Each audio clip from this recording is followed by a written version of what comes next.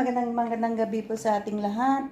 Andito po tayo sa birthday ng aking kapitbahay po. Yan, kailang wala po siya. Mamaya siya darating, nauna na lang kami. Yan po ang kanyang mga foods.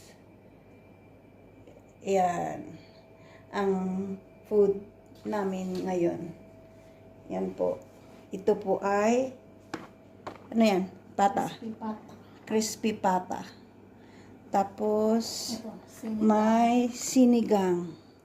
Yan po ang aming lalamunin mamaya. Taran! Dumating na yung my birthday. Yan po ang my birthday. Happy birthday. Yan po ang my birthday. Hello po. Happy birthday to me. Yan. Kung sinong single dyan, available po siya. Opo. Available. Kung sinong yan,